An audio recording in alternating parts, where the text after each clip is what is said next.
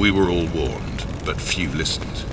As Earth's population passed 7 billion souls in a climate of global disasters, civil wars, and international military tension, nations sought to control the planet's dwindling resources.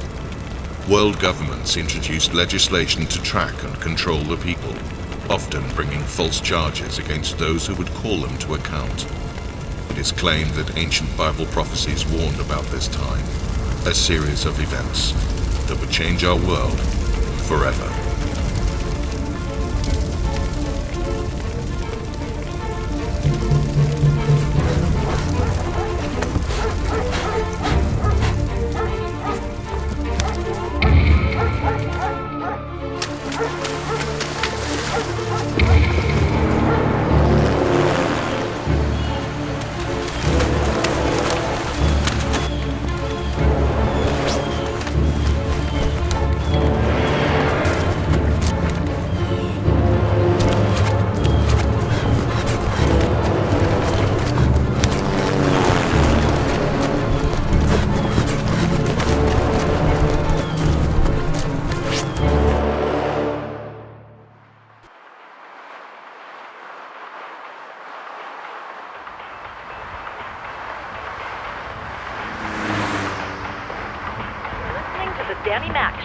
The show that brings you closer to the truth. The phone lines are open, people. We'll be back with our first caller right after this. Neighbour, hey, how's the Iceman? Hey, Susie. Cooler than a very cool thing. You? Yeah, nose to the ground, you know how it is. Busy. I have information for you. What have you got for me? What about that date we talked about? That date you spoke about. That date you always speak about. I could be on the next flight over there, just say the word. Oh, just save your money. But I want to find out your secret, Susan. The real juicy one. Stop it, you're gonna make me crash this car. One of these days, Susie, you'll give in. And when you do, I'll be waiting. Cut to the chase, what have you got for me? I've had a tip-off. There's a heavy federal force activity near you tonight. Some of the big boys' vehicles have been spotted there. In Edinburgh? Close, Bonnie Bridge. How can you know all this stuff when you're hundreds of miles away in Gothenburg? I'm good, right? Yeah, you've got something, I'll give you that. Amongst all that oddness. We'd make a great team, Susie. Me with all my connections, you with your investigative skills. Imagine what our children will be like. Bye, Lubert. Hey, wait. I'll text you the coordinates.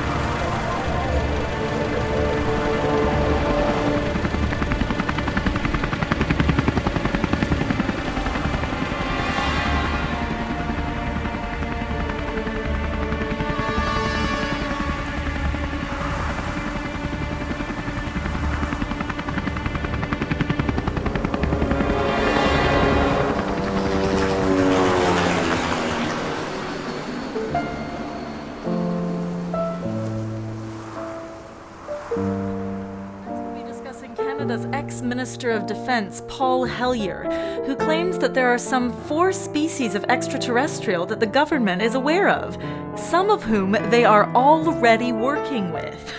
Now he says that we should be friends with them, and denigrates Stephen Hawking for warning us about them. I mean, what?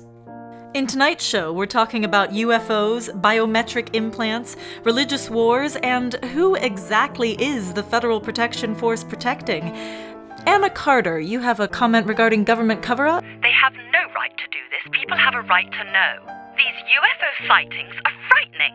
And what's all this? I've been looking at it on the internet about these FEMA camps, concentration camps more like, and these coffins that are being produced, and the fact that the government's stocking up on ammunition at the same time as telling people they no longer have the right to own guns. And I want to say that the government has no right telling us how much food we can store in our homes. If any government officials are listening out there tonight, maybe you could shed some light on this for us, huh? What is really going on here? What do they take us for?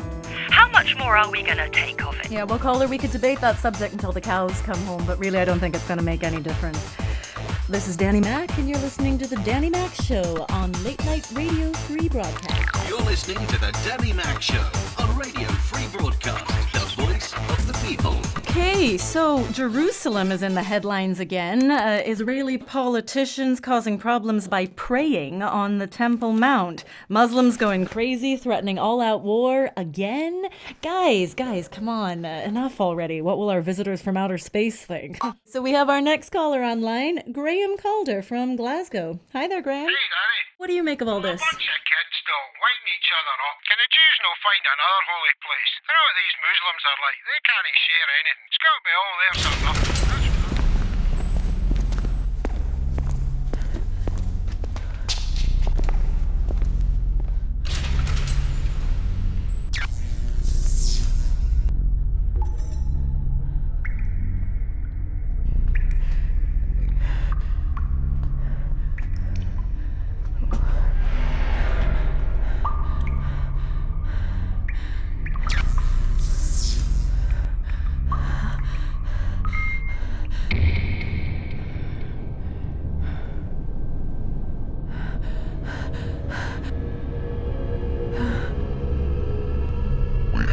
Watching you, Maria. Who are you? What do you want? Religious crap's the biggest cause of problems in the world. So what's the answer then? Ban religion? See me? I'm a builder. I'd demolish the place. The Temple Mount or Israel? Whatever gets the best results, though. Well, that's Radical Graham from Glasgow there, people. Jason, you're on. Hey, gorgeous. I'll show you some real extraterrestrial action. Thank you, and you're on the air. Oh, come on. Yeah, I don't think so, hun. Sonia from Edinburgh, you're on. I want to talk about the UFO sightings. The ones over the Dome of the Rock? Yeah, I mean, it's not like this is the first time they've been If seen. the FPF has their way, it'll be the last. They've been requisitioning every piece of footage out there. What did you tell her, Maria? Who are you? What do you want? You know who we are, Maria. What did you say to Susan Ashler? Please don't harm her. We know her father communicated with you. The last time I saw Jack, it was at his funeral. But you know more about that than I do. We know he sent you an encryption key. What was on that key? What did Jack want you to see? And what did you tell Susan? I don't know what you're talking about. Jack and I, we often exchange theories about quantum physics. But that was all it was. Innocent conversation. I don't know what you want. You won't tell us what we want to know, Maria. I'm telling you, I don't know what you... I want to know what the FPF are trying to cover up. They keep saying these aren't visitors from another planet, or that it's another hoax, but it's happening all too often. And why do they keep appearing over the Dome of the Rock? Well, maybe because it's the most contentious piece of real estate in the world. Now, the FPF released a statement saying the only way to combat crime and terrorism is by increasing surveillance. I've got Colin Shepherd on line 4 who'd like to comment on this. Hi there, Colin. Where are you from? Hi, Danny. I'm from the Federal Protection Force. Right.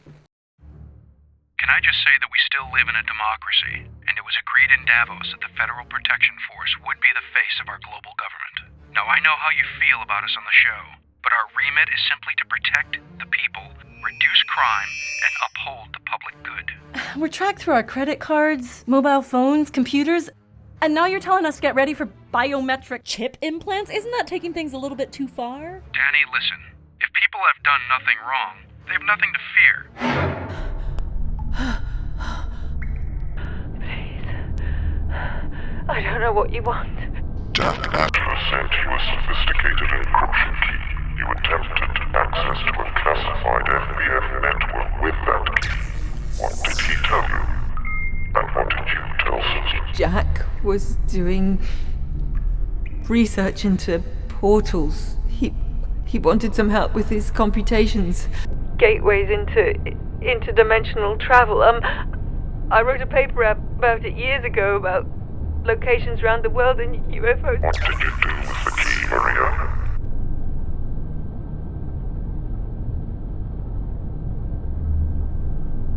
What do you know about the portal?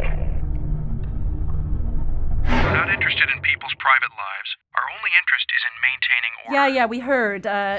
Protecting people and reducing crime, right? You say that like it's a bad thing. The FPF are simply trying to promote a way of peace. Love good and love your neighbor. That's the only way to world peace. And you really think that's achievable? Believe me, we are trying to root out terror wherever it hides. Increasing people's security just goes hand in hand. Who doesn't want to live in a safer, kinder world? I hear you, Colin. But that safer, kinder world comes at a pretty big price. And on that happy note, tonight's conversation will continue where we left off on Susan's Secrets, the vlog that's not afraid of the truth. You've been listening to The Danny Mac Show. Stay safe, people. You've been listening to The Danny Mac Show on Radio Free Broadcast, the voice of the people. Hi, you've reached Susie's phone. Wait for that beep. Susan, please get back to me. The controversial human biometric implant. Jerry, will you get me a cab, hon?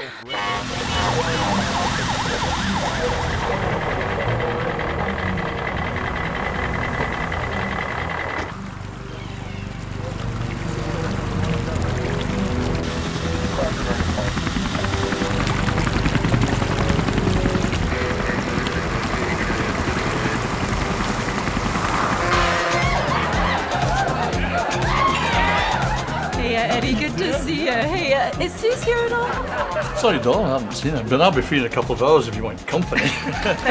By the way, there's a guy down to the bar been looking for Susie too. In fact, he was in here last night.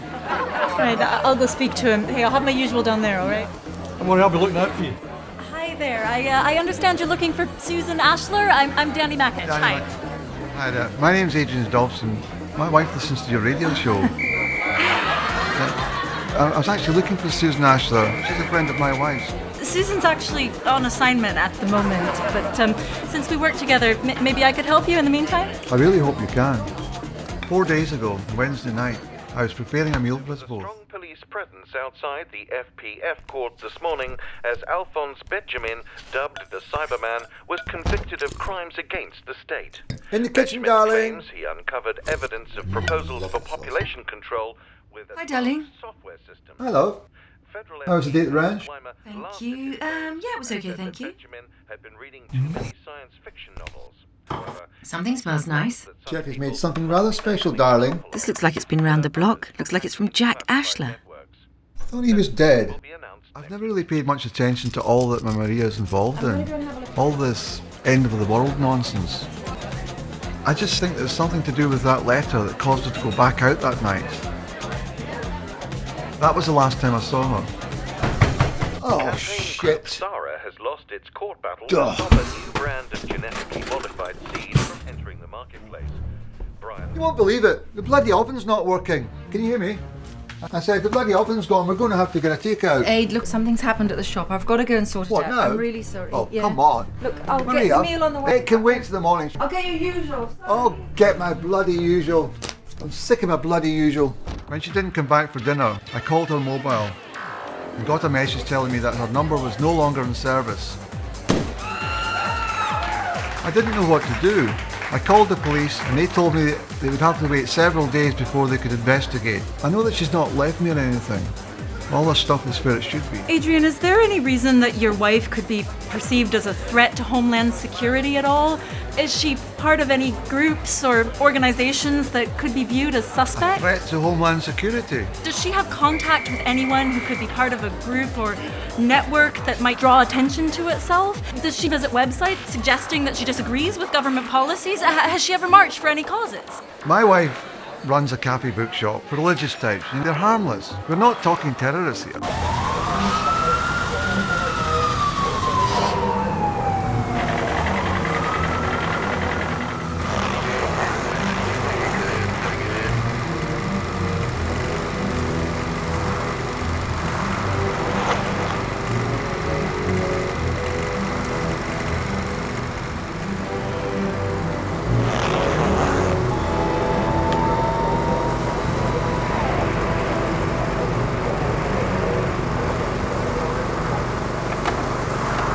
Adrian, I don't know what's happened to Maria, but I do know that there is a government policy for containment of individuals who can be seen as subversives, and it's been happening everywhere.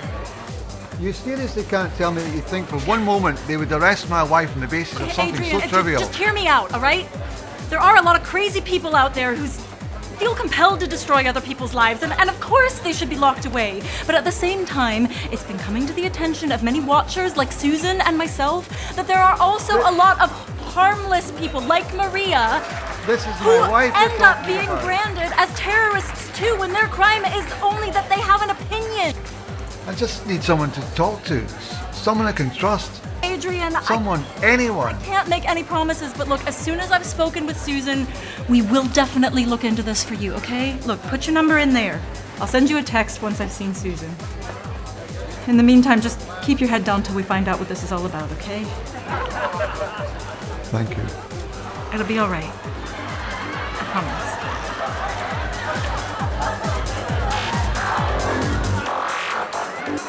promise. Susie, you home? Susie? Hi, you've reached Susie's phone. Wait for that beep. Hey, Susan's secrets. Is there some secret guy I don't know about? Call me.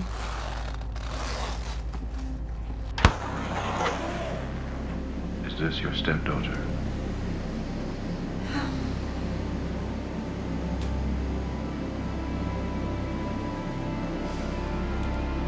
It doesn't seem that long ago that I was burying Jack.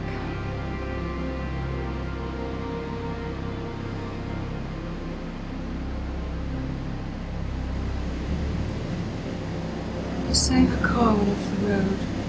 She'd been drinking. Toxicology report showed a large amount of alcohol in the system.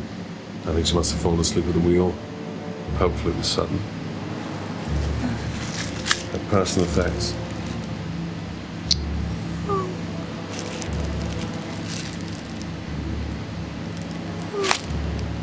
I'm sorry, Veronica.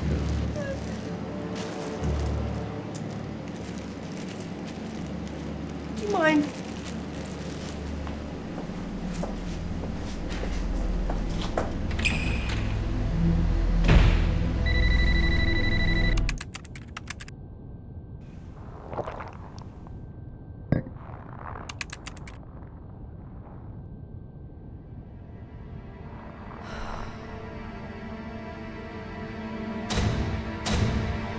At 10 a.m. this morning, government officials met to discuss the controversial topic of biometric human implants and the need for tighter security in the country.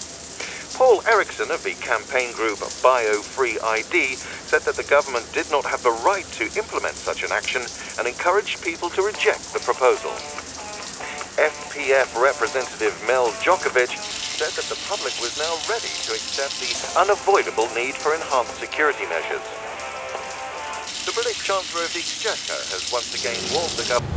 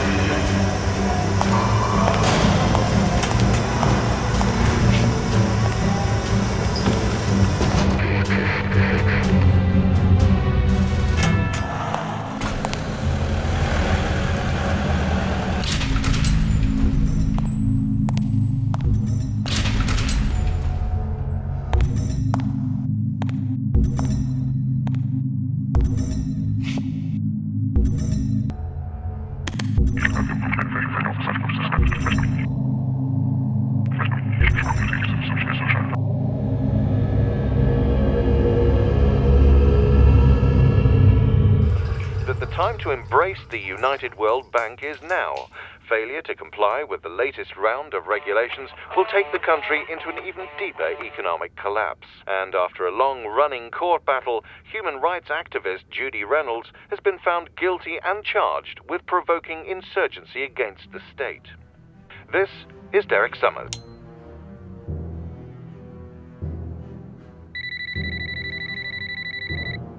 This is Veronica's phone. Please leave a message.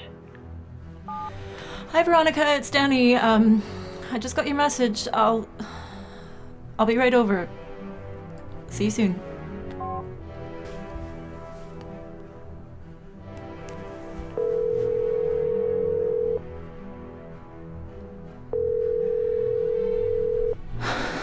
Come on. Hi, doll. Hey Ed, it's Danny. Look, did Suze ever turn up last night? No, she never came in. Do you...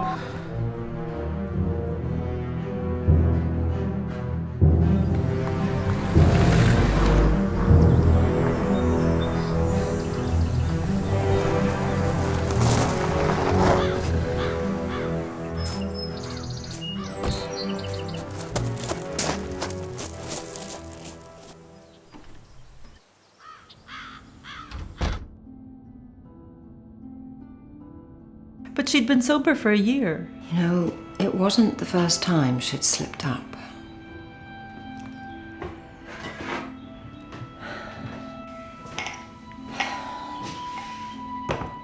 The last time was just after Jack died. I was looking forward to the company. I got a call, a friend with marital difficulties. Susan insisted I go.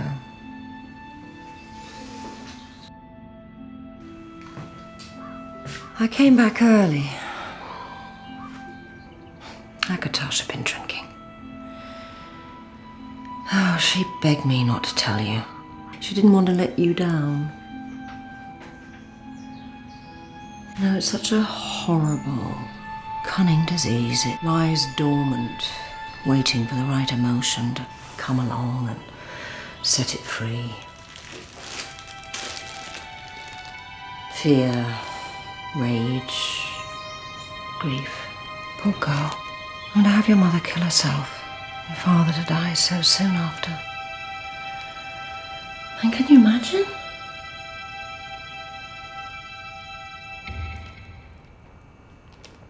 Oh, I don't blame her for going off the rails.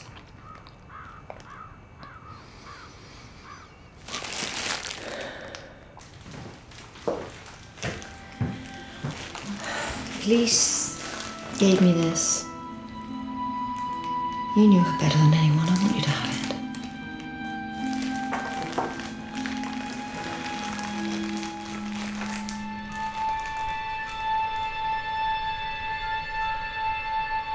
Where did it happen? Near Bonnie Bridge.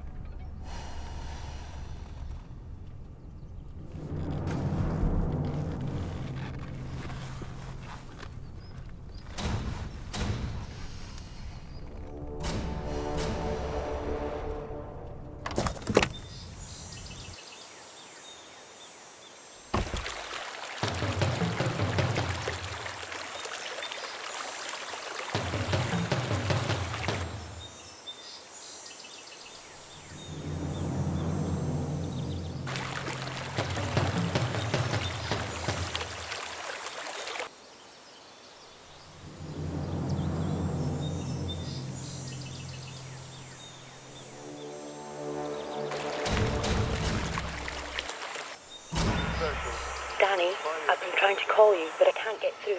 There's something big going on. I've just followed a security van. I'm not exactly sure where we are right now. From the outside, it does look like some kind of industrial site. I'm going to see what's inside.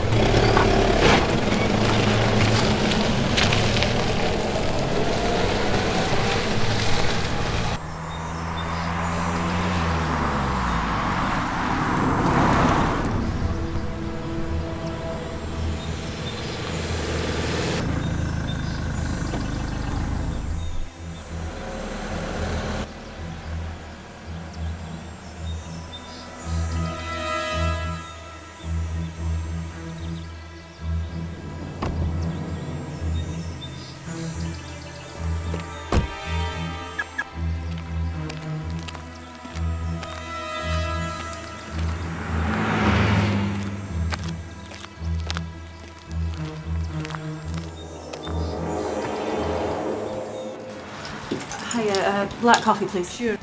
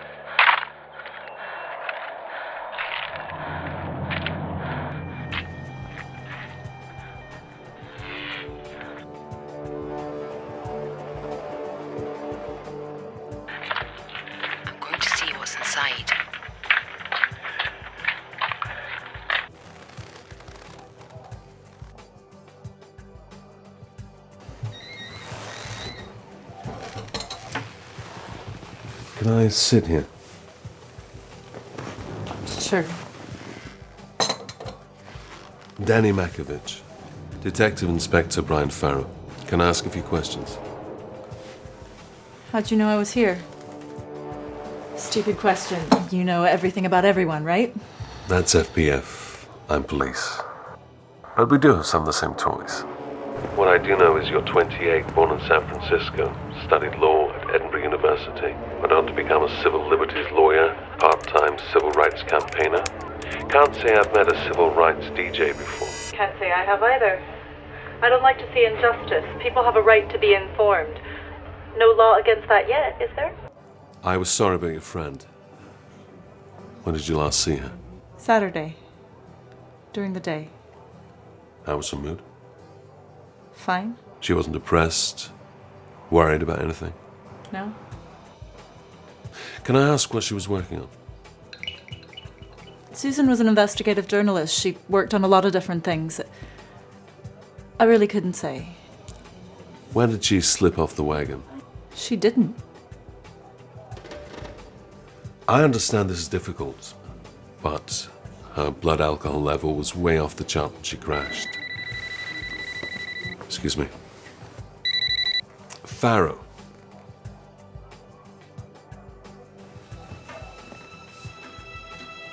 Okay. I'm really sorry something's come up. I would like to talk to you again, though. I'll be in touch.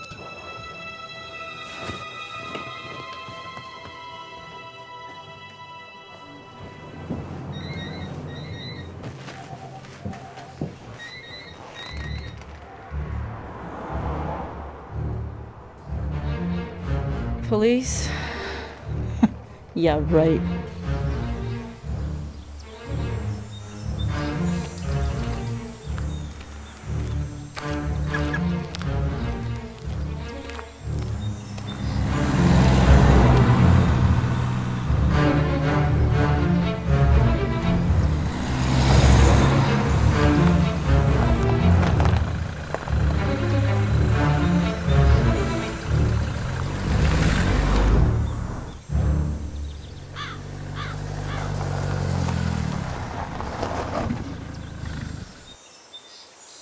Veronica?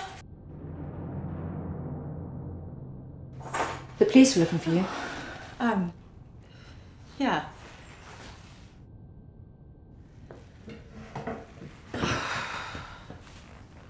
I spoke to them. Oh. And did you tell them what you thought was wrong with Susan? Yeah, I told them there was nothing.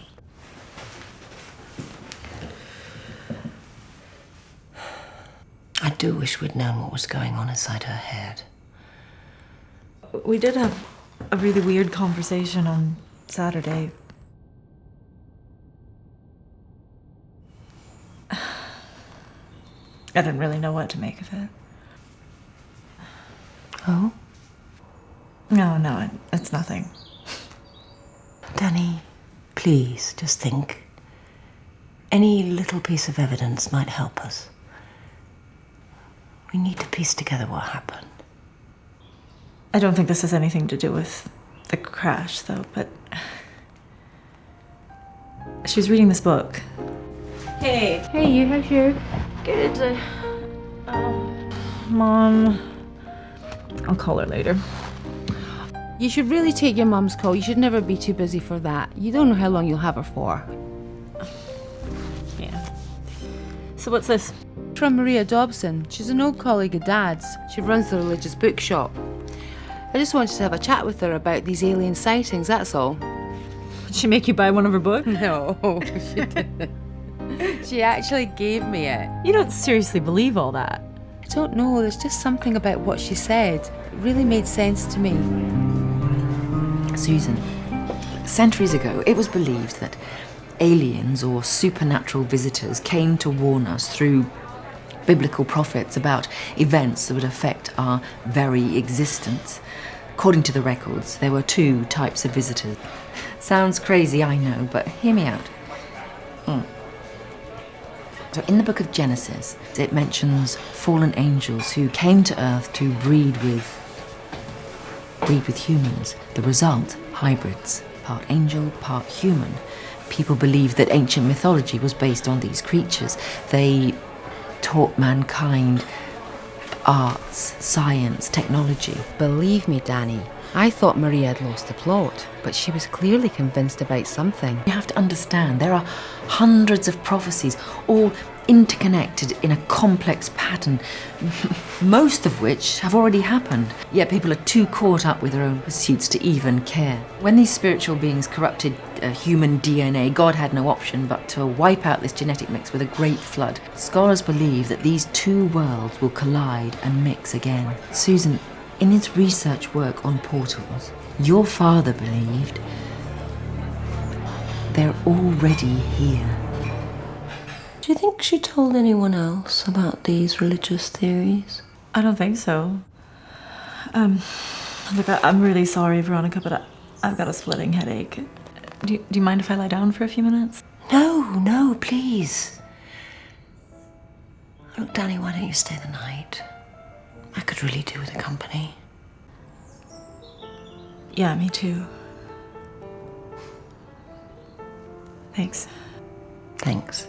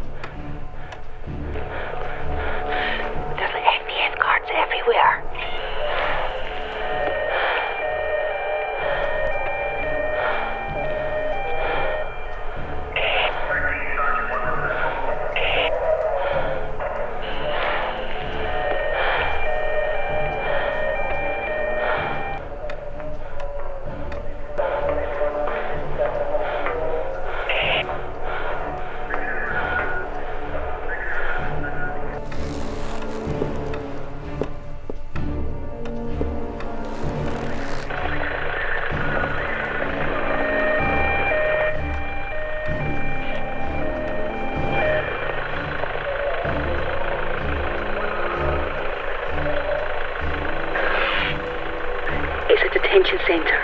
I need to get over to those cages over there. Danny, there's young children in there.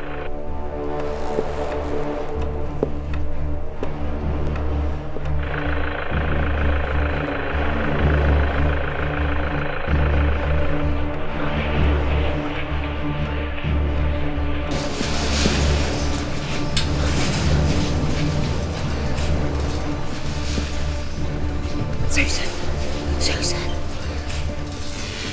Maria. Listen, we haven't got very long before the guards come back. You and Danny, you're in real danger. You've got to stop what you're doing. It's not a game anymore. What's going on? They're taking whole families. You've got to get out of here. Listen, please be quiet. We haven't got very long. It's happening over Jerusalem very soon. You've got to go now. Go.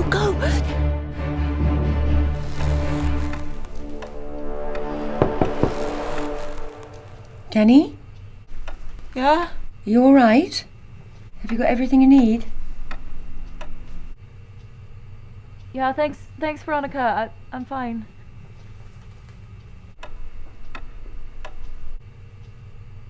All right.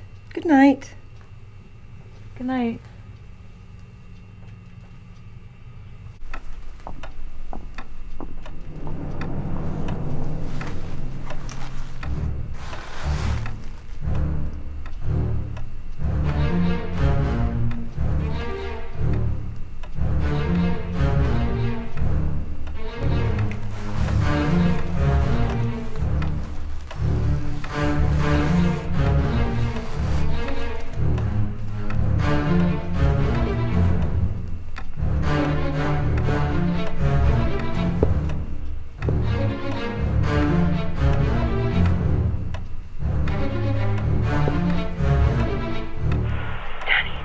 in the car. My phone's been jammed. Danny, it's started. They're rounding people up. They're going to silence everyone who oppose their plans. We need to get out of here. I have to go, but I'll see you soon.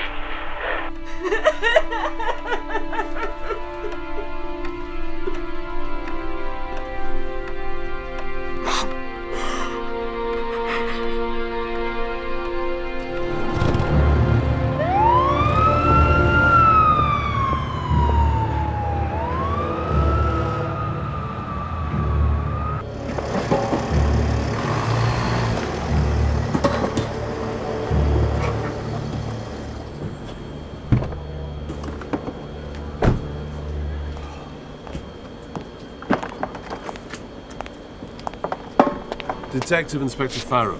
Can I ask a few questions? What do you think? Was Susan Ashler in here Saturday night? Susan? Can't remember offhand. How? She died. Susan? How? Driving while intoxicated. Susan? No way. No. I mean, no way. I mean, I'm not one for promoting the absence of alcohol.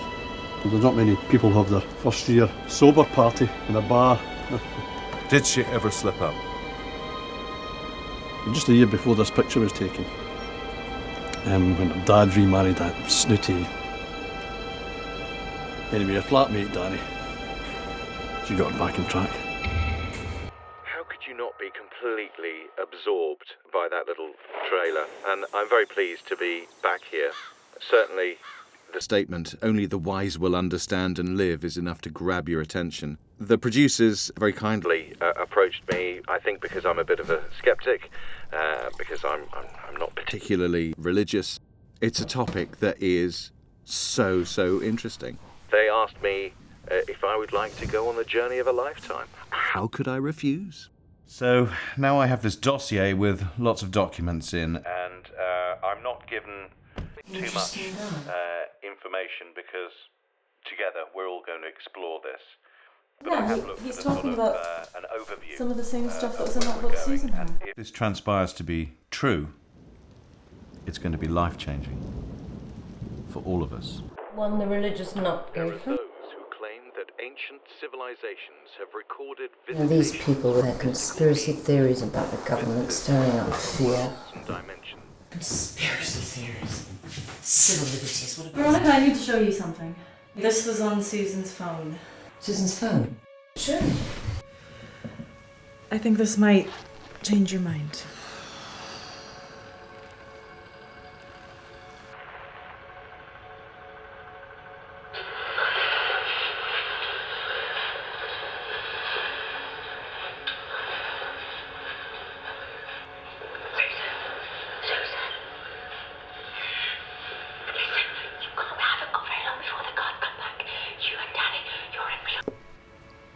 I'm sure there's an explanation for this. An explanation? Veronica, people need to know about this. They have to understand what's been happening. Illegal immigrants. Subversives. There are children in there. Oh, Danny, you've heard the stories. The terrorists are using women and children to escape detection. People are capable of terrible things, no matter how innocent they look. Yeah, but Maria Dobson? Maria Dobson? Maria Dobson was working with Jack. She was a quantum physicist, working at the cutting edge of science. The highest government clearance. Yeah, I know. How do you know she's not responsible for Jack's death? How do you know anything? Well, what makes you think that you could possibly know more than the people who are in charge? I just don't think Susan would be doing this otherwise.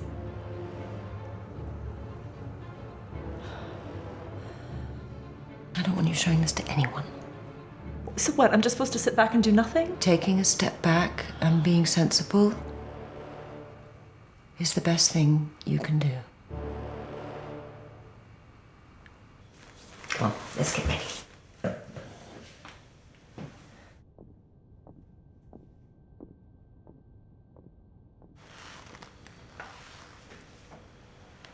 The latest biochip implant that was first introduced into the private sector continues to meet violent opposition from extremist groups claiming that there is a hidden agenda behind the scheme. Colin Shepherd from the State Office told reporters that keeping people safe is our mission.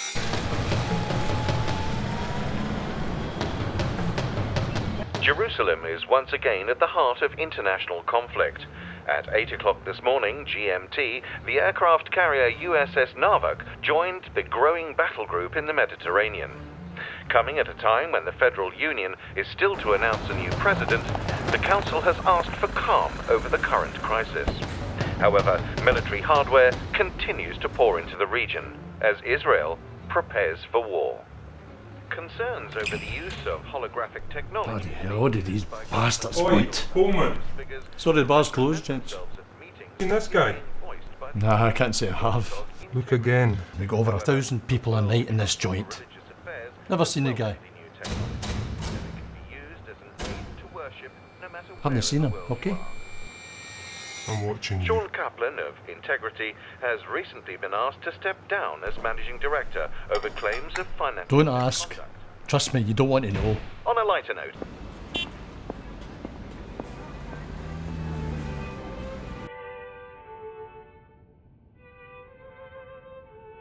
She looks beautiful. If only she'd had the implant, it would have detected the gene that made her an alcoholic. You don't seriously believe that a biochip would have saved her? It's progress, Danny. Why is everyone so frightened by what they don't understand? I understood Susan. I just don't believe this was an accident. Well, in that case, we both better be very careful.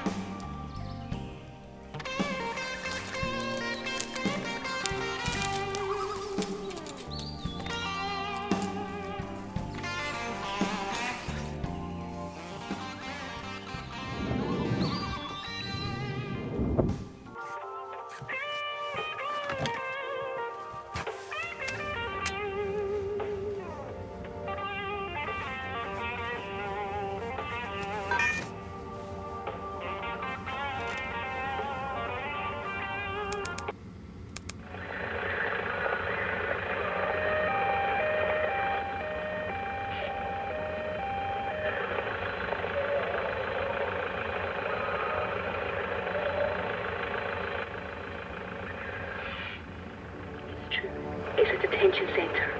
I need to get over to those cages over there. I need to speak to the people. Danny, there's young children in there. concerns over the use of holographic technologies being used by government officials and religious figures to represent themselves at meetings as managing director. Hey Danny, these files you sent. Is this a secure line? Sure. When have you ever known me not to use one before? You want to tell me what's going on here? Have you shown the files to anyone else? No. What is all this? Susan's dead. That was the last thing she recorded. I sent it to you for safekeeping. But I just spoke to her a few days ago. She had a car accident. At least that's what they're saying. You think her death is suspicious? Well, it's too convenient. I mean, one minute she's investigating the FPF taking these people and the next she starts drinking again and crashes her car? I don't think so. What proof do you have? I don't know. It's all just a bit too weird. Look at this.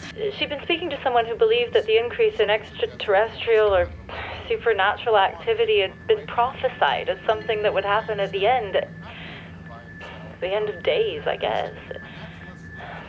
There's other stuff too. These biometric chip implants in newborns, she said it's like they're the mark of the beast. Whatever that means. I don't know. It just all seems connected to the FPF.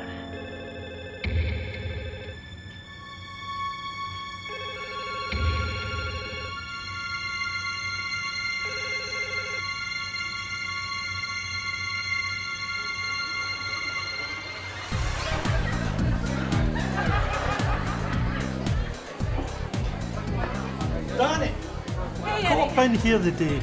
Says Susie's dead. And the bloody Gestapo were in here looking for little boy lost down the end of the bar. What's going on, doll? I'll explain later. Hey, Ed, can I use your storeroom for a couple of minutes? Certainly, yeah. Thanks, Ed. Follow me.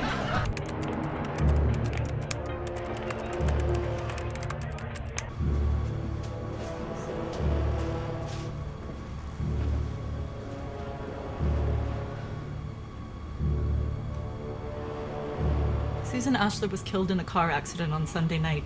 A few days earlier, she'd visited Maria. Adrian, I know where Maria is. Just watch and listen.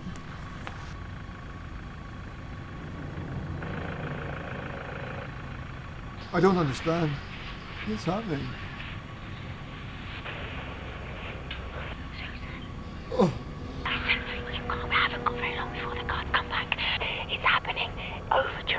We need to do something. We need Adrian, to go before to you the ask police. me, I don't know why your wife is being held like this, but I do know that we definitely do not want to go anywhere near the police right now, okay? No, that's not what we agreed. It was 28, if you can remember. Yeah. Aha.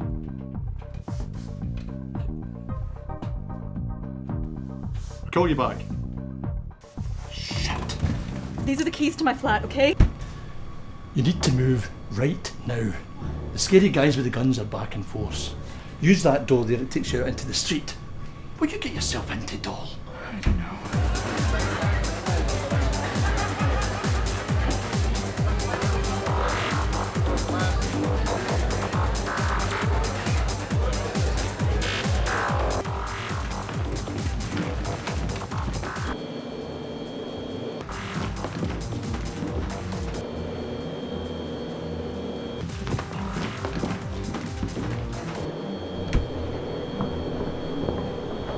What's going on here?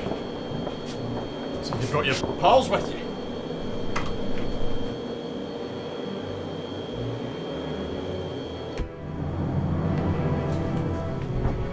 This is ridiculous.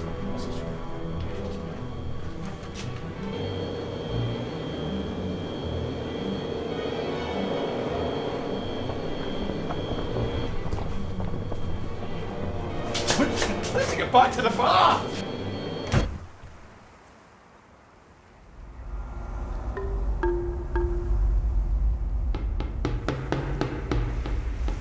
He, the Antichrist, also forced everyone, small or great, rich or poor, free or slave, to receive a mark on his right hand or his forehead, so that no one could buy or sell unless he had the mark. The very fact that one person can be identified as being a part of one group and another person can be identified as being another group can end up being a death sentence. Well, when you examine it like this, you think, well, you know, this is the technology is unquestionably there. I have 2 dogs; they're both chipped.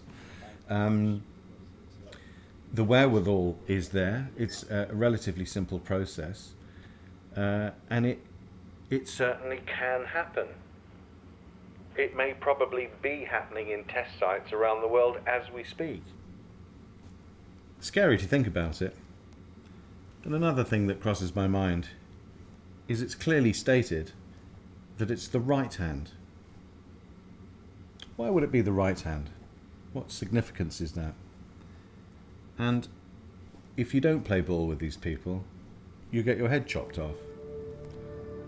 In what part of the world would that happen? Adrian? Adrian, it's me! Adrian? That stupid man.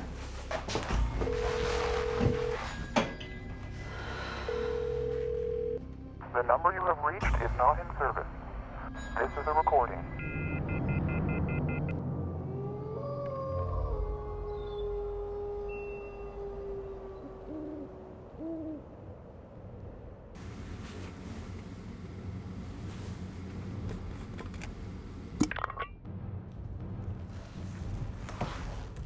Hey, Luby.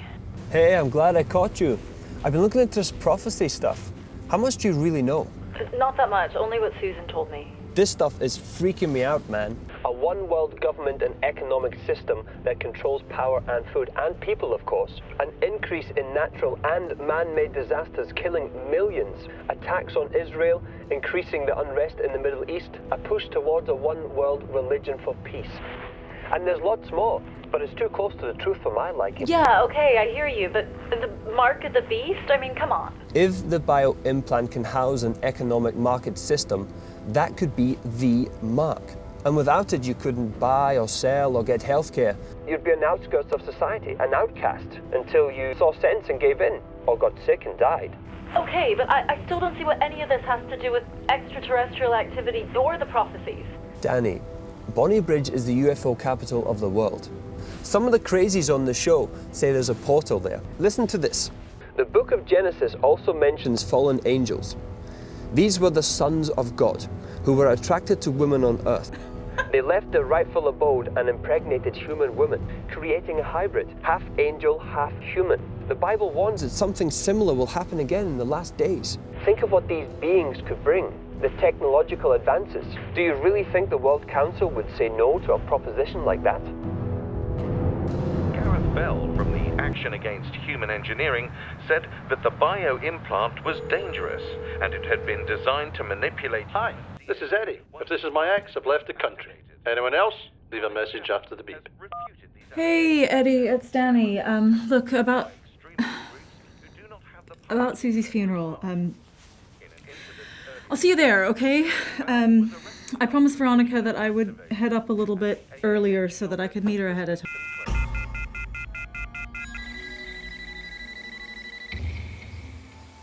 Farrow? Let us remind ourselves this morning that we are here to mourn the loss of Susan Ashler. Jesus said in John 11, I am the resurrection and the life. Where's Eddie? The person who believes in me, even though he dies, will live. Do not let your hearts be troubled. Trust in God. Trust also in me. In my Father's house are many...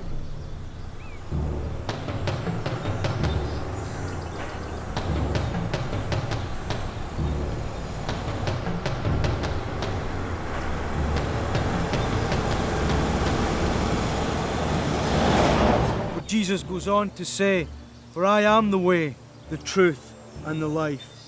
No one comes to the Father except through me. Philippians chapter 3, but our citizenship is in heaven, and we eagerly await a Saviour from there, the Lord Jesus Christ. And in 1 Corinthians 15, listen, I tell you a mystery. We will not all sleep, but we will all be changed in a flash, in the twinkling of an eye. For the trumpet will sound, the dead will be raised imperishable, and we will be changed. 1 Thessalonians chapter 4, for the Lord himself will come down from heaven, and the dead in Christ will rise first. After that, we who are still alive and are left will be caught up together with them in the clouds to meet the Lord in the air. And so we will be with the Lord forevermore. Therefore, encourage each other with these words. Amen.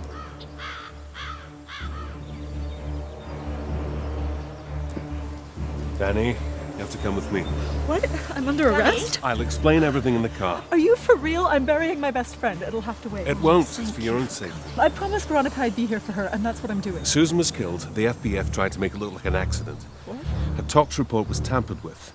A bottle was forced to her mouth. You have to trust me. We have to go now. Don't look back. Thank you. Oh, thank you for coming. Anti-surveillance. It'll jam their software, buys a few minutes. I don't understand what's going on. People need to know the truth. I'll see you at the house.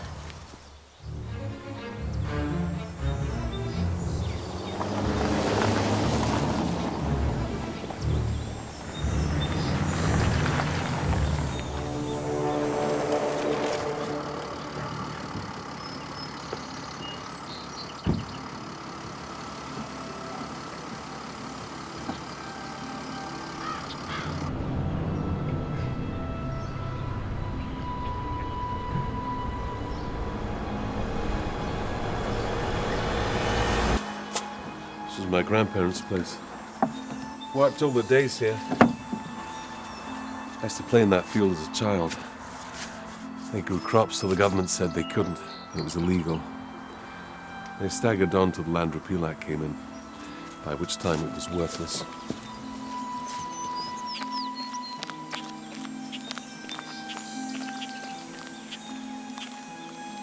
Won't they find us here? Perimeter cloaking system. Protect us from prying eyes.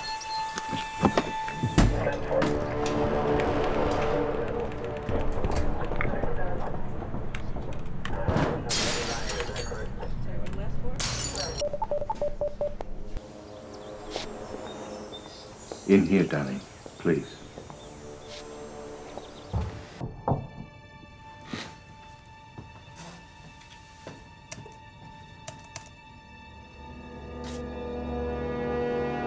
I can explain that. I sure hope so. The FPF picked up Adrian Dobson on his way to your place last night. The barman was getting too close to you and Susan. He became a threat. If Eddie was such a threat just for knowing me, then why haven't they picked me up? They were about to, you just saw that. They've left you this long because they're waiting for me to make contact. They think I've got something they need. Something to give to you. Sorry, it has to be you.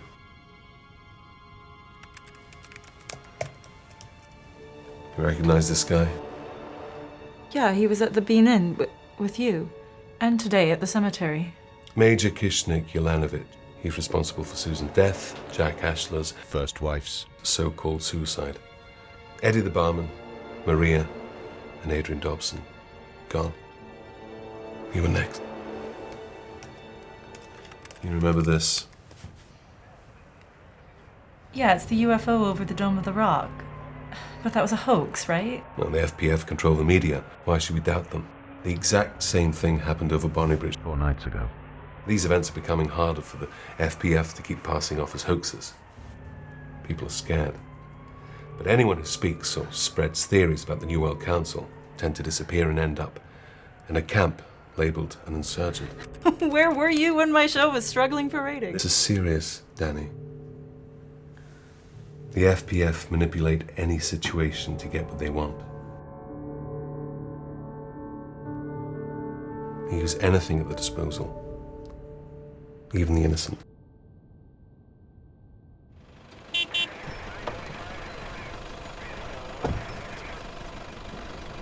Back then, I was a commander in the FPF. Thank you so much for booking this. You are so welcome. You have no idea how much it means to me. I think I do.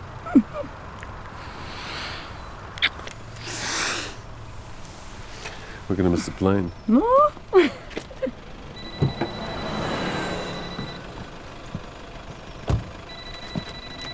Leave it, Brian. Please. Farrow? Okay. I'll be there as soon as I can. Don't.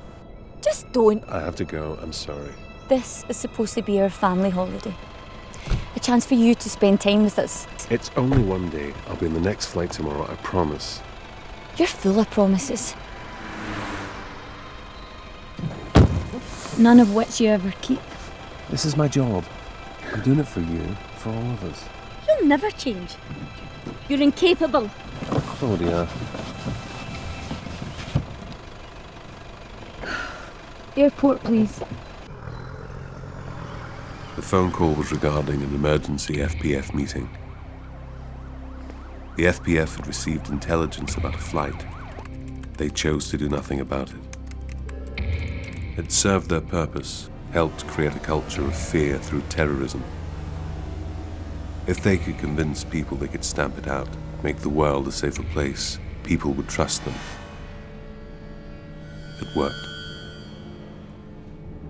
Eradication of religious fundamentalist groups now became a priority. We were given intelligence about a cell. We were told there were suicide bombers, viral infection carriers, obstacles to human evolution. I gave the order to apprehend and detain them.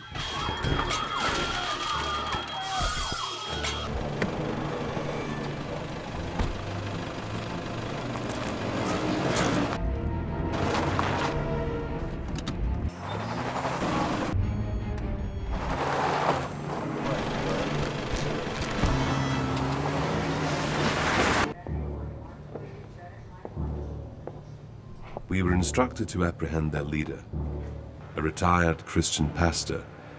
Intelligence said he preached a literal approach to biblical interpretation. This made him a fundamentalist, a danger to society. You know why you're here? I don't know why I'm here. You burst down our door, brutalised my folks, frightened the children, the women. We have a bell in the door, you know. You've been arrested for subversive behavior, preaching radical religious propaganda. What we were doing when you gate crashed my little cottage was simply having a time of Bible study and a time of fellowship. Yes, brainwashing people with your extremism. That's not true.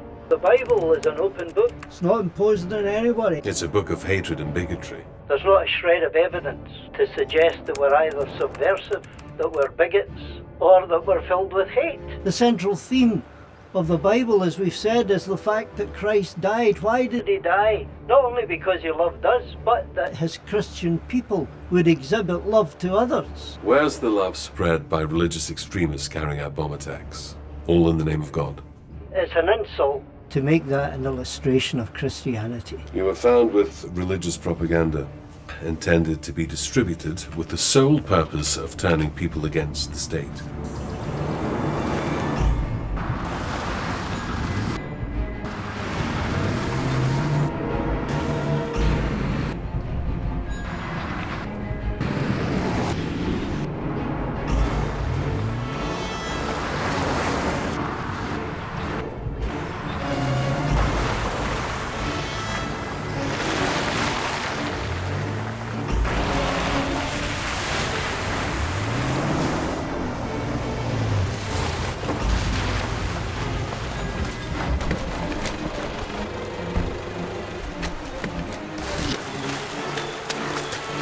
So blinkered by fanaticism, you can't even consider change. The bio-implant is designed to solve our problems, to fight disease. You're soaked into a system that's absolutely corrupt. I can see why you're so against it. It'll help us monitor suspects like you. You've no place left to hide. Man, you're naive.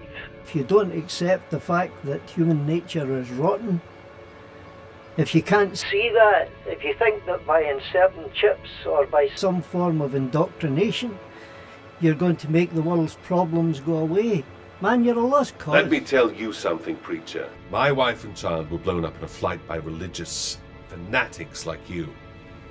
If people had accepted the technology the first time around, when it first became available, instead of fighting it with outdated religious theories, my family would still be here today.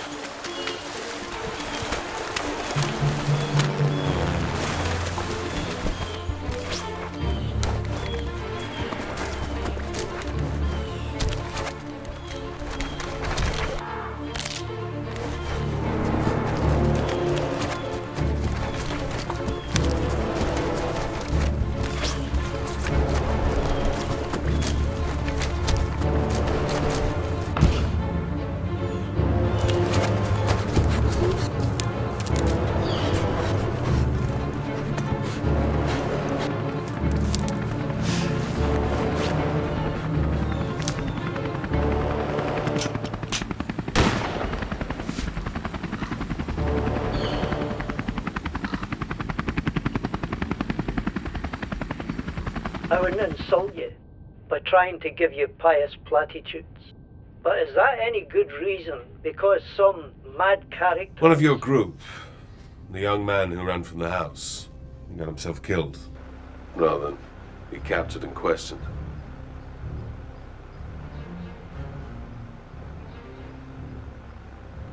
What was he trying to hide? Presumably you shot him in the back. You realise that he probably was running back, trying to escape your thugs, so that he could protect his wife and children. Don't talk to me about the murder of innocent people! Well, no doubt you'll be taking me to court, but I have to tell you something. It's the wrong person that's going to court. You're a bunch of thugs. They shoot it's the prisoner, not me. Interview terminated. 23:14. He was right. I was the terrorist. I had done exactly the same thing to those innocent people that had been done to me. I was assigned a new major, the first of a breed of super soldier whose DNA had been altered. The FPF were developing a new army to combat the rising threat from the Far Eastern superpowers whose numbers are rising daily. I did my own research into the subject of DNA manipulation. What I found was disturbing. I told the FPF I needed time, that I'd come back too soon. I was burned out. What I needed was answers about me. What I found was Maria and the remnant. Like the preacher, they knew what I'd done, but they forgave.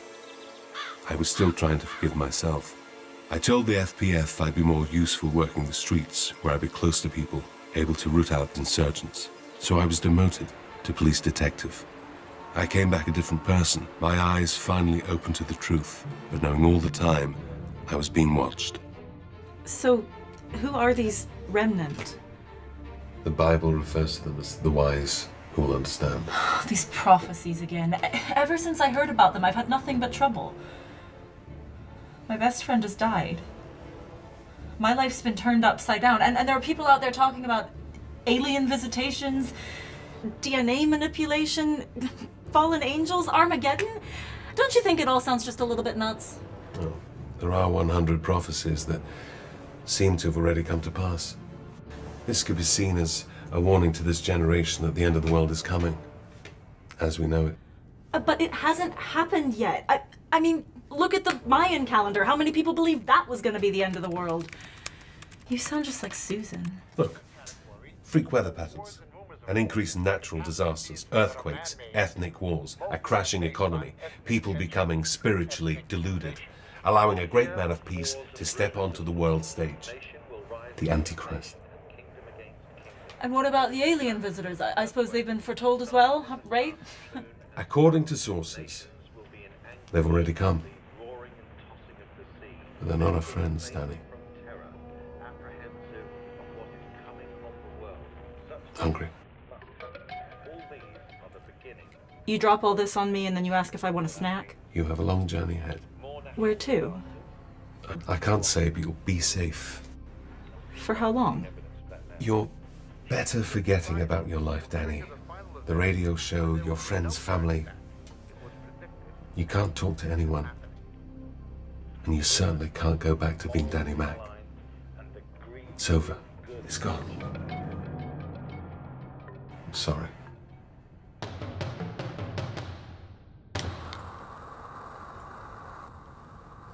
I don't have much in the way of provisions.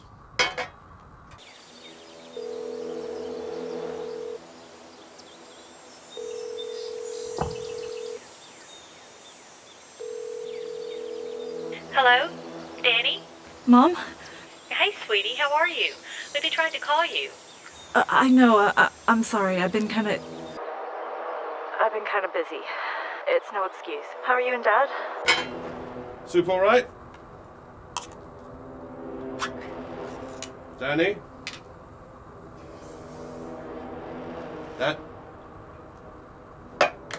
Danny? I said, you're not a young man anymore, but you know your dad, right? Yeah. Is he there? No, I'm sorry. He's run to the store. How about I get him to call you? But that'd be great, Mom, but Danny? Danny? Where? It's a long story. I'll try and be in touch. Danny, what's wrong? Nothing. That's fine. Danny, there's something wrong. Sweetie, tell me, please.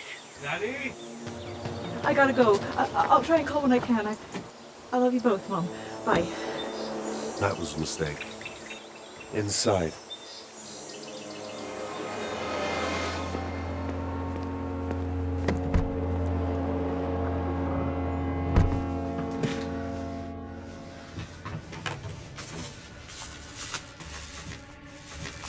This is what the FPF are after. Keep it safe.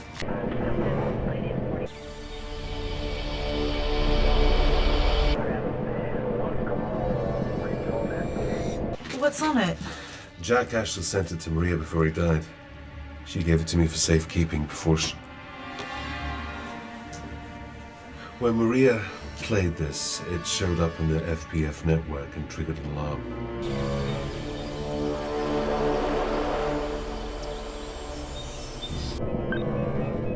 If you play it through this encryptor, you'll be safe.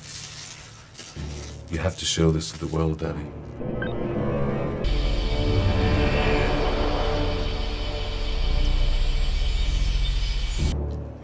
Let them know. I don't understand. You will. Once people realize their fears are real, they'll wise up. They'll refuse to take the biochip and find their escape.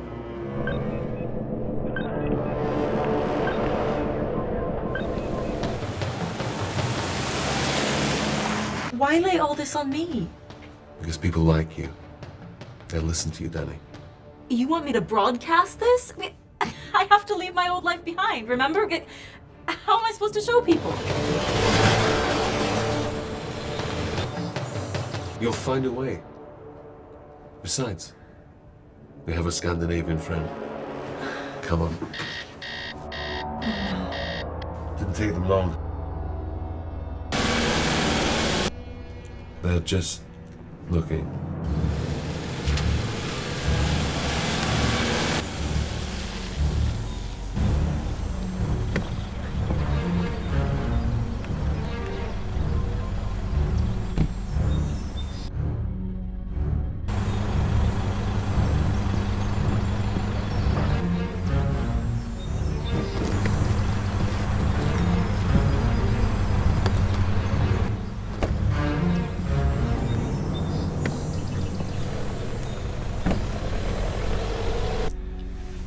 They're not picking anything up. They think we've gone.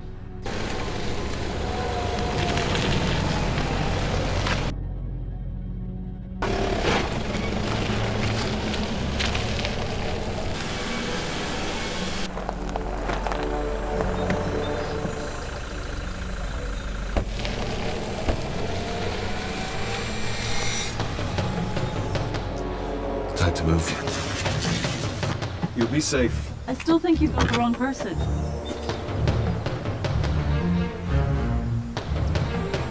Promise me you'll make this on the key available to everyone. I'll do my best. And use the encryptor, otherwise they'll find you. My friends will take care of you. You're not coming? You'll be safe, we have to go now. Come with me, please. Bye, Danny.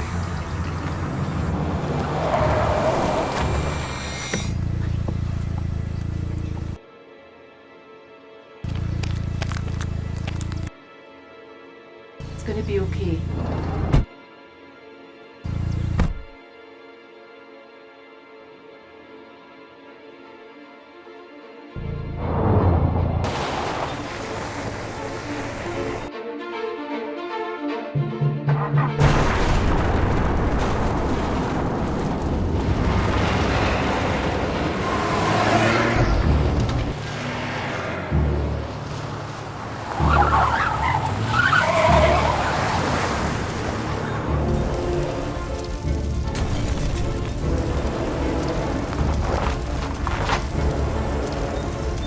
Control, this is 636. There's only one body, over.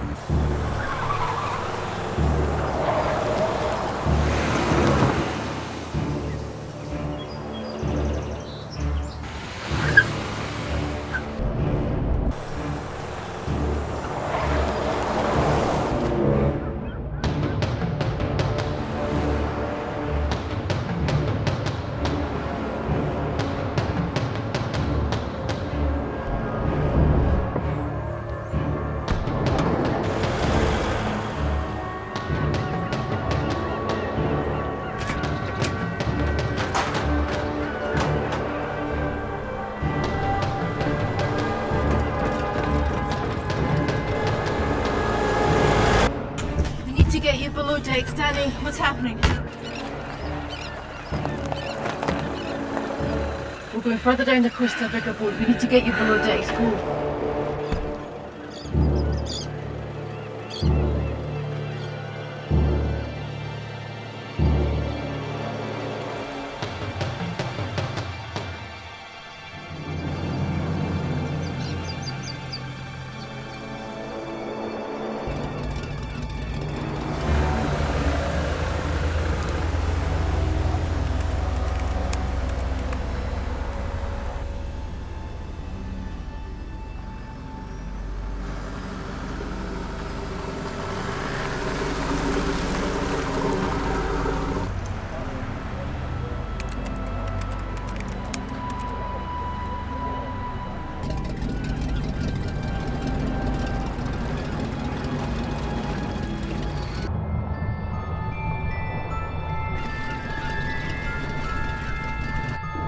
Danny, we're just leaving. Can I get you anything?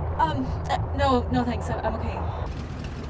Excuse me, you don't by chance have a laptop I could use, do you? And on tonight's show, we're talking about the recent UFO activity in Gothenburg. Some are saying that a visitors from outer space sent here to control the World Council. As we know, Sweden has not yet joined. Is this party politics or is it a hoax? Stay tuned to find out.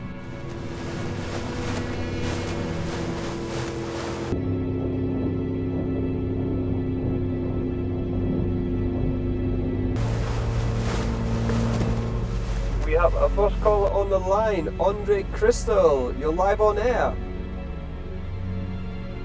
Hello, caller. You have a theory on the sightings?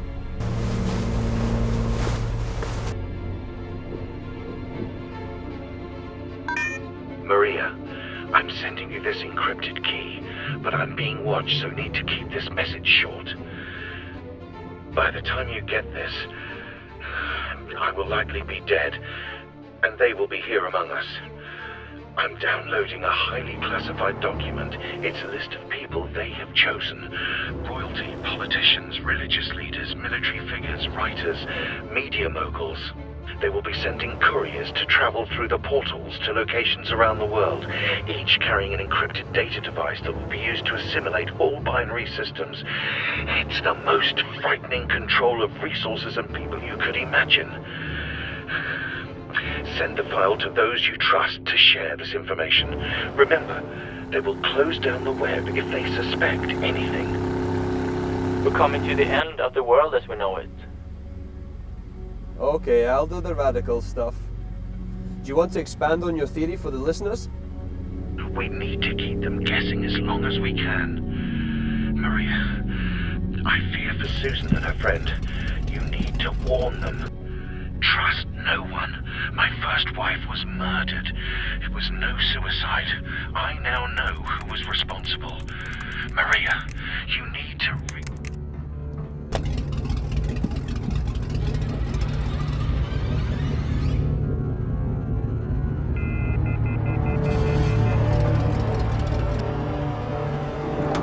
They're not from other planets. They're from the spiritual dimension. The Bible prophecies explain. The World Council will elect their new leader soon. The prophet Daniel foretold it. He will win the hearts and minds of the people. He will speak peace and use the world's faiths to gain prominence. His image will cause the abomination of desolation in Jerusalem.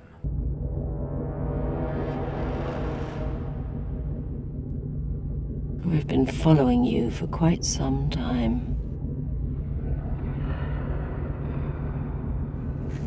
How long do you think would have let you go on like this? You have something that belongs to us. I don't know what you're talking about.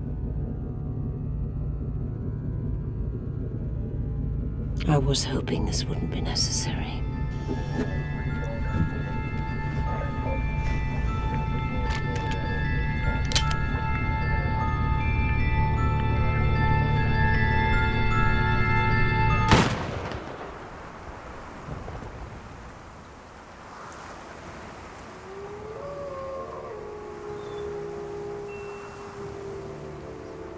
The portals are open, Lubert.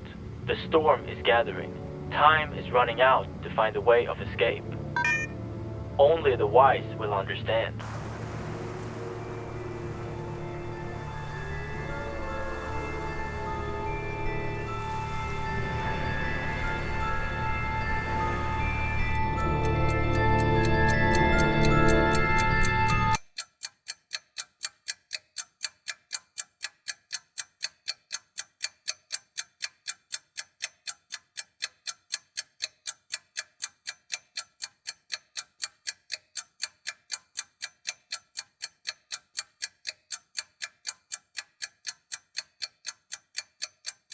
We gotta work what kind of voice you're looking for this particular thing. Do you want this, deep and, hi there? Or are you looking for something a little bit lighter to play with? I don't know, darling, but I'll do whatever. I'm talking away because I am voiceover man. Oh no, to infinity and beyond, and much of that, and all of this talking.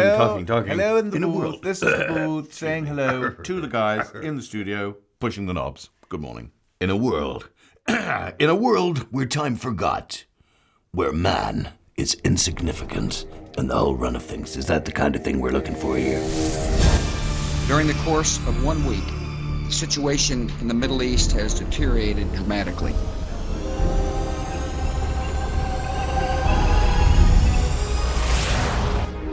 It's beyond our understanding. Centered around the city of Jerusalem, events touching the lives of every living creature on Earth. The message is a warning.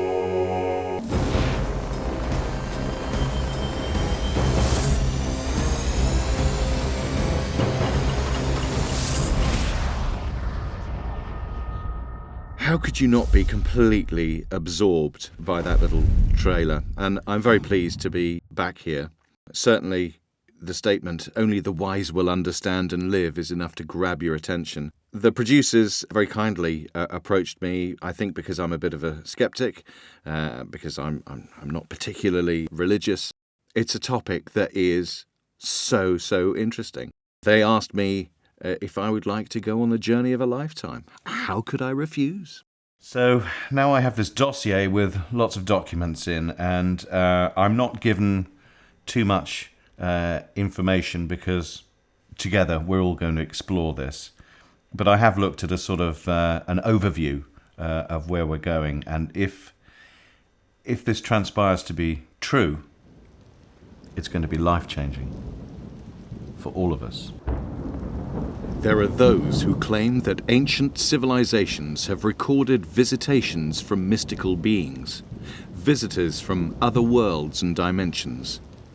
They say that they came to warn mankind of future events that will affect our very existence.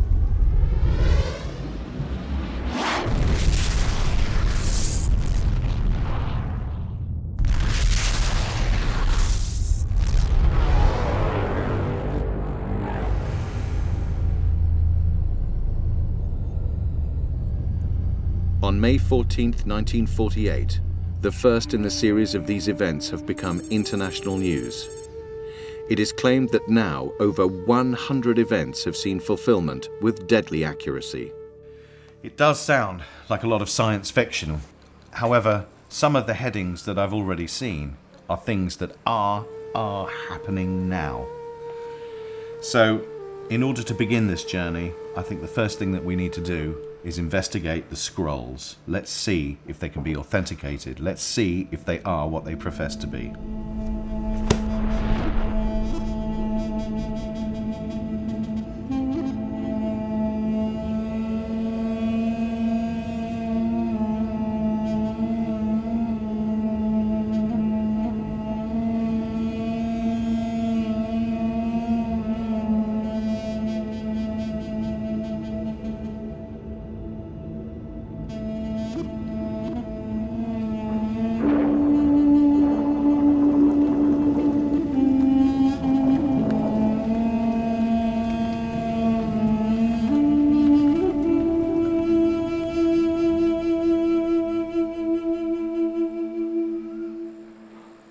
As you can see, we're in Jerusalem because this is where the Dead Sea Scrolls are kept, at the Israel Museum at a specially built place called the Shrine of the Book.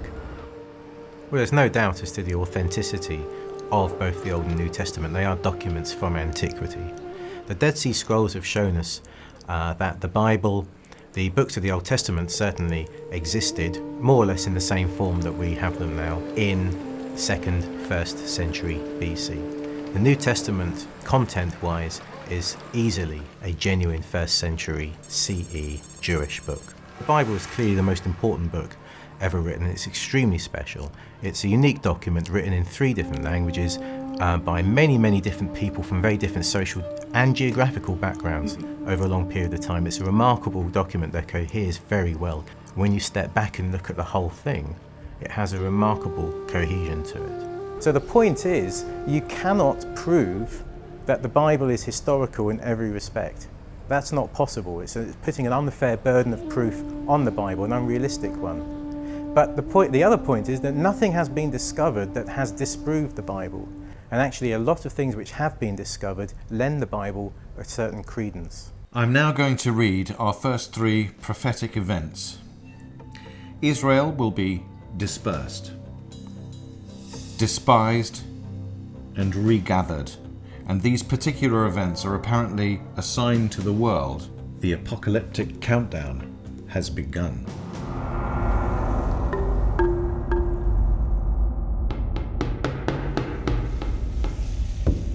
Then the Lord will scatter you among all nations, from one end of the earth to the other. Among those nations you will find no repose, no resting place for the sole of your foot. You will live in constant suspense, filled with dread both night and day, never sure of your life.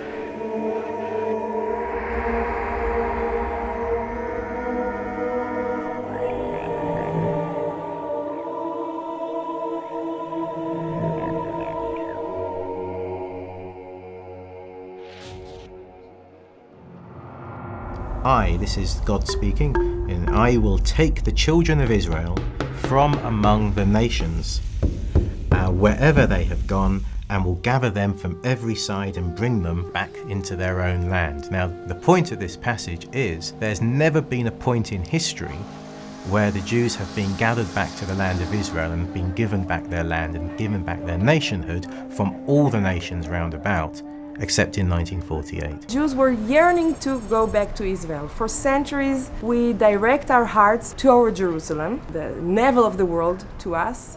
Jews were hoping to come to Jerusalem all along, so this is really a fulfillment of a prophecy. When the words of the prophets come out of the book and materialize and become reality, and the Jewish people come back home to their homeland and establish the Jewish state for the first time in 2,000 years, nothing comparable to it in the history of mankind.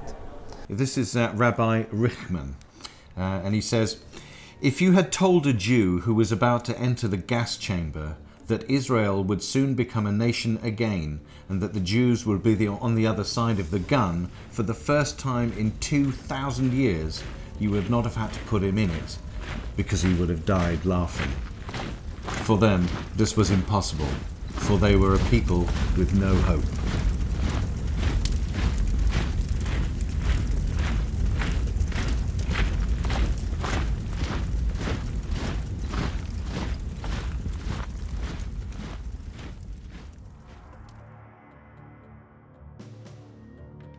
So we've looked at the prophecies of dispersion, and certainly there's every evidence to show that the Jews were dispersed from Israel.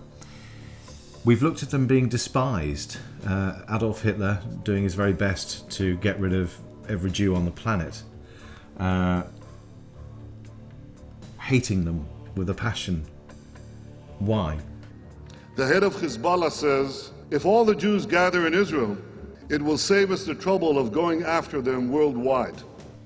It's interesting how the prophecies seem to be pretty accurate. This is a prophecy from Zechariah, and it's about 2,500 years old. And in the day I will make Jerusalem a burdensome stone for all peoples. All who lift it or burden themselves with it shall be sorely wounded. And all the nations of the earth shall come and gather together against it. Israel itself, the very existence of Israel, of course, if you look at the history, is problematic for Muslims across the region, because it was a country that had many faiths within it. The claims to that land are contested, and they remain contested. So a state, Israel, that claims to have single claim over that land, and a claim that is based upon a single religion, namely Judaism, is problematic for others in that region who also have some claim to that land. So there's a history that goes back not just into the 20th century, but for thousands of years. The process continues. And though we were facing a major catastrophe, and the feeling was that the experiment of establishing a Jewish state was about to come to an end, someone from above had other plans. And within 6 days we managed to overcome our enemies in each and every one of our borders and to reunite Jerusalem, the capital of the Jewish people, the capital of the state of Israel, but the capital of God in the world, as was announced 3,000 years ago by King David. So, despite the huge resources of the Syrian, Egyptian and Jordanian military against the very tiny, limited Israeli army, Jerusalem fell back into Israeli hands in 1967 to become the capital of Israel again, even though the rest of the world would insist that Israel's capital is Tel Aviv. Jerusalem is not a settlement, it's our capital. Moving on, Zephaniah, and this is taken from about 622 BC. Then I will restore to the peoples a pure language, that they all may call on the name of the Lord, to serve him with one accord. When I ask you, Ma shmech, what is your name? I speak to you in biblical language. Yeah, maybe you can say that this is a miracle. You brought people from all corners of the earth, speaking, I don't know how many dozens of languages into one country, and you revived this beautiful sleeping beauty into a language of use. The dossier also tells me about another prediction by the prophet Ezekiel, some 2,600 years ago, and says that in the last days the ancient Jewish currency of the shekel will be revived. And guess what?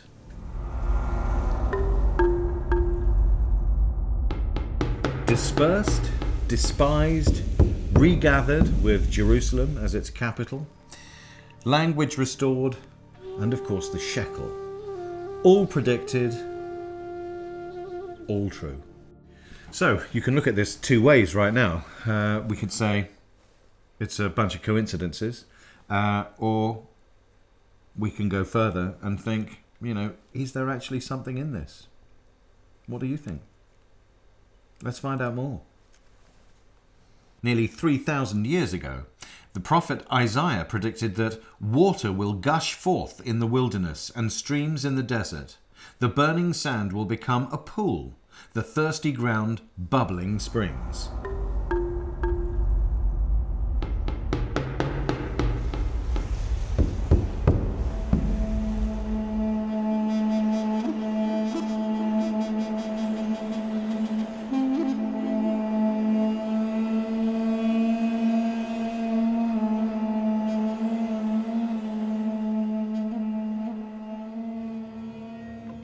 This is Isaiah 740 BC. I will set pines in the wasteland, the fir and the cypress together. In days to come, Israel will take root. She will bud and blossom and fill the world with fruit. They will say, this land that was laid waste has become like the Garden of Eden. The desert and the parched land will be glad. The wilderness will rejoice and blossom. Like the crocus, it will burst into bloom. First people who came here saw nothing but salty water, desert, and it was quite a big adventure. Right from the beginning, they would try to establish orchards. They tried to grow all kind of orchards. When I came into the business, I found plums, peaches, apricot, pears, and all kind of fruit. Now we have the biggest olive orchard in the country, and we are exporting the olive oil into the world, and it seems that it's going well. The mountains will drip with sweet wine. All the hills shall flow.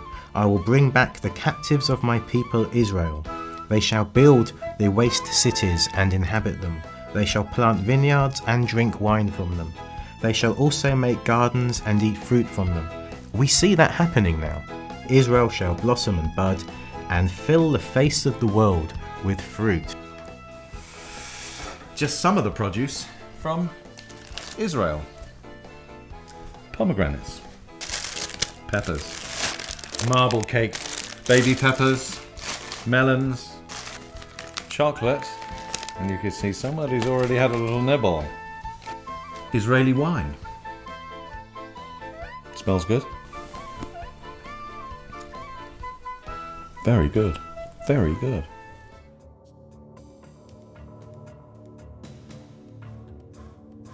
So, Israel is in place again. Jerusalem is at the heart of everything, and the land is blossoming. And my dossier tells me the predictions we're going to look at now are events that have been happening for many, many years. However, what gives these signs greater importance is that in the latter or last days, these specific events will increase in intensity and destructive force.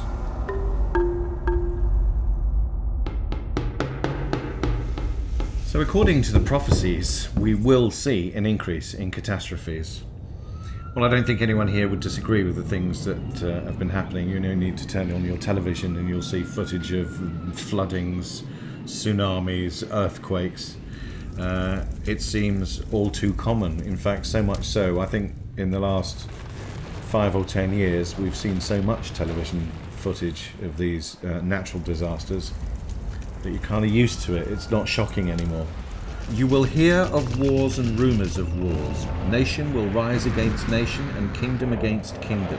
There will be famines, earthquakes, signs in the sun, moon and stars. Nations will be in anguish at the roaring and tossing of the sea. Men will faint from terror, apprehensive of what is coming on the world. Such things must happen. All these are the beginning of birth pains. So that means more natural disasters, more often. And it seems like we're seeing evidence of that now. Lawlessness, moral decline, and the greed is good culture. There will be terrible times in the last days. People will be lovers of themselves, lovers of money, boastful, proud, abusive, disobedient to their parents, ungrateful, unholy, without love, unforgiving, slanderous, without self-control, brutal, not lovers of the good, treacherous, rash, conceited, lovers of pleasure, child abuse, granny rape, the drug culture, mindless crimes. Okay, taking a look at these predictions, I'm beginning to understand how indeed these prophecies are integrated. It requires one event to precede the next, and they build upon each other to make the bigger picture. So, next on the list is spiritual deception, which is apparently one of the greatest signs that the end is closing in.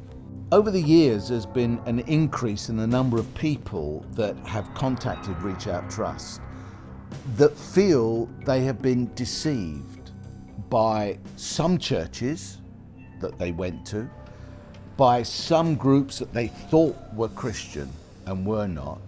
And they found that in the end, it's not the truth as they were told it to be. And as we began to investigate and look at this, we found it very interesting that the Bible talks about a period of time, the end of the age.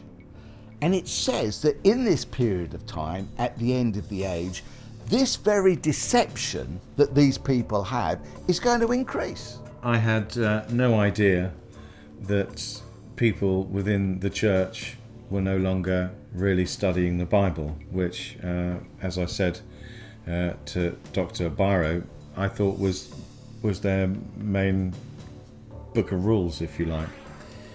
So if people aren't studying the Bible and are not knowing what it's saying, they're therefore relying on preachers who are preaching whatever seems to be on their mind and important to them on that day. But it is clear to all concerned that when it comes to nuclear weapons, we have reached a decisive point. This is not simply about America's interests. It's about preventing a nuclear arms race in the Middle East that could lead this region and the world down a hugely dangerous path. We need a leader, and we need a core of people surrounding that leader, not just one man. But we need the leader to deliver the message. In other words, a new world order Not the sort that you hear about on conspiracy theory websites. Not the sort that's all about chipping people and, control of some inner coterie. But a new world order which actually works for everyone and creates prosperity and starts with regional infrastructures and eventually moves towards a proper, prosperous, global civilization of which everyone on the planet can be proud, and which leads to a new, a new age for mankind. I'm not saying that's what we're necessarily going to wind up with. I'm saying that with the right kind of leadership, well, I'm a positive person. I mean, it's very difficult not to, to do this sort of work if you're not, because you'd be constantly depressed. But no, so what you're really wondering about is the flip side. I've presented the positive vision of the New World Order, and you're saying, what's the negative side of the New World Order? Oh, right, well, that's actually not so hard. Cannot move towards a world government without a crisis and without people losing faith in their national sovereignty. They need to have confidence in something that'll supersede that and that'll rescue them, in essence. We could wind up in a situation where an attack by Israel on Iran actually triggers a series of orchestrated events around the world through Iran's proxies. As a result of that, we wind up with people being scared. And they'll be scared because the war is effectively, in that case, going to be brought to their doorstep. It's not something which is happening in the Middle East. It's not something which is happening, on board a ship in the Straits of Hormuz. It's something which is actually happening in their day-to-day lives. And if there were a series of such orchestrated attacks, then I think you'd be looking at people wanting some kind of leadership, someone who could protect them. And then you would be looking at state control. They'll say, keep us safe. They will be handing themselves over to the state and saying, what can you do to keep us safe? And yes, that could result in the wrong sort of New World Order. That could result in tyranny. That could result in the rise of leaders of the Hitler type. Imagine no nation state. Imagine one global government and someone like Hitler coming to power. What's to stop that? Who's to fight him? We hope that never happens, because what it would do for our civil liberties and what it will do for, the nature of man himself is frightening. He, the Antichrist, also forced everyone, small or great, rich or poor, free or slave, to receive a mark on his right hand or his forehead, so that no one could buy or sell unless he had the mark. Revelation 20, verse 4. And I saw the souls of those who had been beheaded because of their testimony for Jesus and because of the word of God. They had not worshipped the beast or his image and had not received his mark on their foreheads or their hands. We're not against any particular technology per se. It's that once you've got these technologies in place, if you haven't got proper safeguards, if you haven't got proper oversight, if you've just got this basic presumption, as pretty much all governments and companies seem to have, that once they've got the data, it's theirs, what they fail to see is that that data is ours. If it's about me, it's mine. Yeah? And if it's, if it's going to do something or damage to anyone, it's going to do damage to me. Yeah? Which is why it's so important that when it comes to control, the person who should be in control is me and you, and not some, overarching international, national, system that says, oh, well, in order to, earn your crust and pay for things and do this, that, and the other, you have to basically live under a constant state of surveillance. We have to learn from history on this one.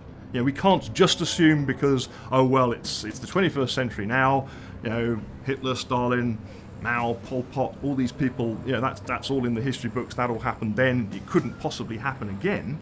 I'm afraid that would be very, very naive. The very fact that one person can be identified as being a part of one group and another person can be identified as being another group can end up being a death sentence. Well, when you examine it like this, you think, well, this is the technology is unquestionably there. I have 2 dogs; they're both chipped. The wherewithal is there. It's a relatively simple process, and it certainly can happen. It may probably be happening in test sites around the world as we speak. Scary to think about it. And another thing that crosses my mind is it's clearly stated that it's the right hand. Why would it be the right hand? What significance is that?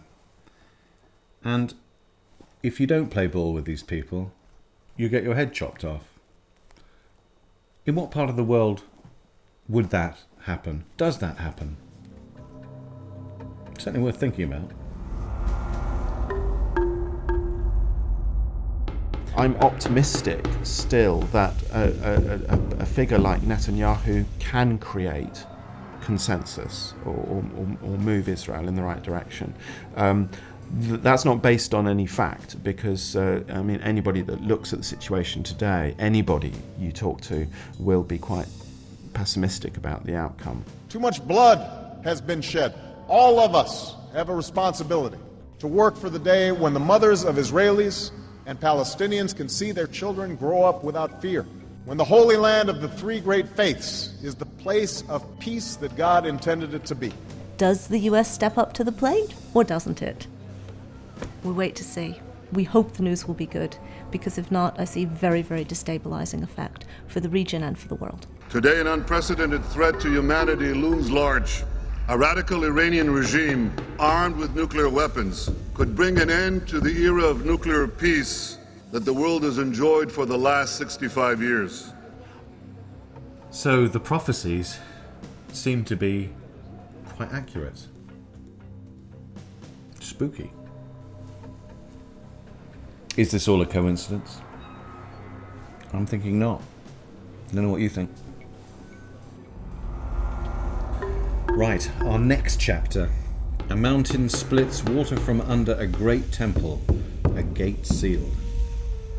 On that day his feet will stand on the Mount of Olives east of Jerusalem, and the Mount of Olives will be split in two from east to west, forming a great valley.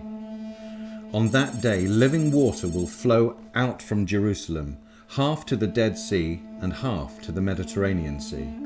I've been working in the site of the city of David for almost 10 years. I'm an archaeologist trained at the Hebrew University of Jerusalem. Israel is situated along the Syro-African Rift, the fault line that separates between Europe and Africa. Earthquakes have affected this region from antiquity. The prophets talk about how, in the end of days, an earthquake will split Mount Olives in half, and the waters of Jerusalem, like these below us, will both flow to the Dead Sea and to the Mediterranean. But where we are now, as we said, earthquakes have affected this region and have the potential of changing its topography. The man brought me back to the entrance of the temple, and I saw water coming out from under the threshold of the temple towards the east.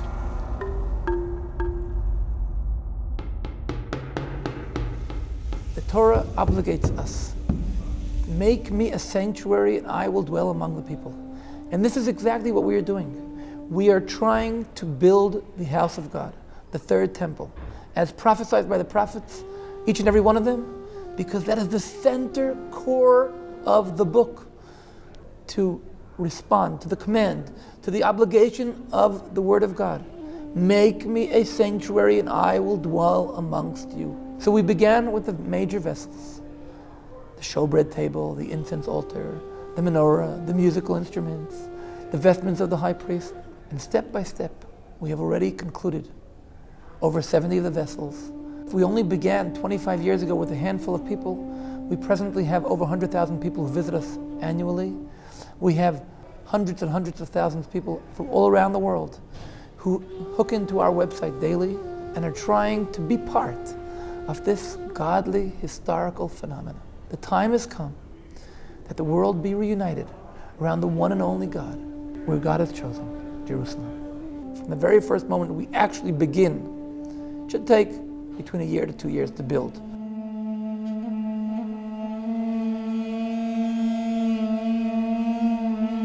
Then the man, an angel, brought me back to the outer gate of the sanctuary, the one facing east, and it was shut.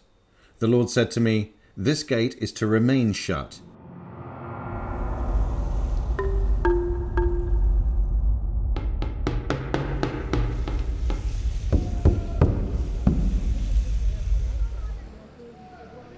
Ezekiel again. The man brought me back to the entrance of the temple, and I saw water coming out from under the threshold of the temple towards the east. This water flows towards the eastern region, and it goes down into the Arabah, where it enters the sea. Swarms of living creatures will live wherever the rivers flow. There will be large numbers of fish, because this water flows there and makes the salt water fresh. So where the river flows, everything will live.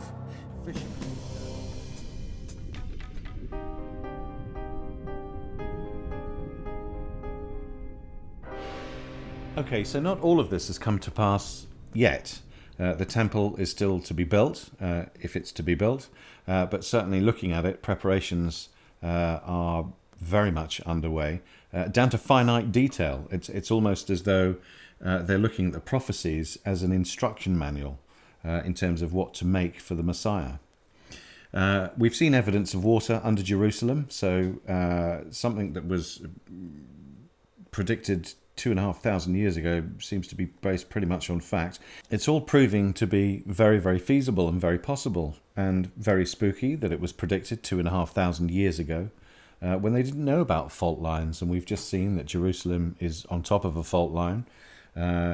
Again, the whole we can't say coincidence. There's something going on here. There's something that is seemingly real about all these prophecies. Moving on, the rise of an Eastern superpower and the construction of a great dam. Jesus speaks in his revelation to the Apostle John, "Release the 4 angels who are bound at the great river Euphrates." And the 4 angels who had been kept ready for this very hour and day and month and year were released to kill. The number of the mounted troops was 200 million. I heard their number. Another revelation. The 6th angel poured out his bowl on the great river Euphrates, and its water was dried up to prepare the way for the kings from the east. Then they gathered the kings together to the place that in Hebrew is called Armageddon.